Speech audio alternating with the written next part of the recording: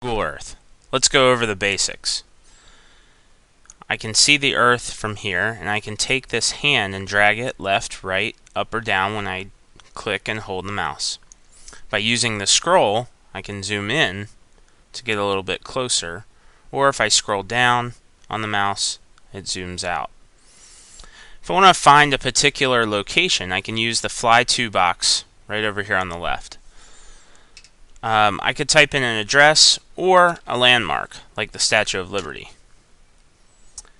When I hit enter, it's going to take me down to the Statue of Liberty. Some addresses or some locations might list several things. As you can see, I've got some ads here, but there's really only one Statue of Liberty, so that's where it took me. And let's zoom in so I can get a better look right here on this A. Sometimes the bubble might not be exactly on your location. In this case, it did a pretty good job of putting it right on the Statue of Liberty.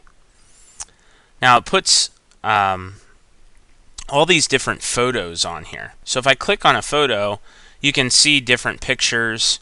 Okay, this is of the torch of the Statue of Liberty.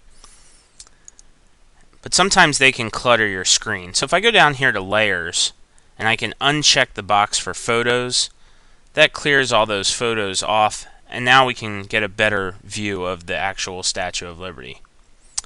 Another thing that I like to do in layers is check the box for 3D buildings.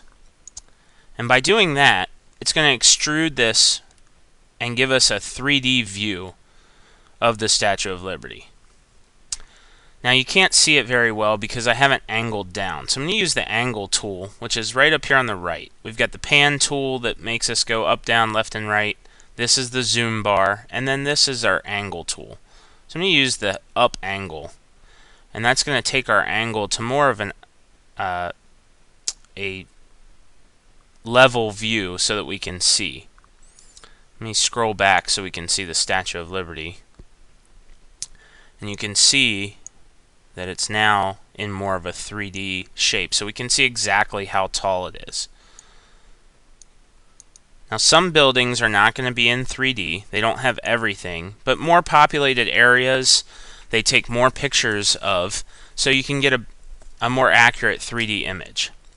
Your house and our school are not in 3D because it's not as populated an area as New York City is, so you're not going to get as many pictures. So let's zoom in, and it's really cool to be able to see really how tall things are in comparison to other things. So we can see really how big that Statue of Liberty is. And so that's how we would find a place in Google Earth.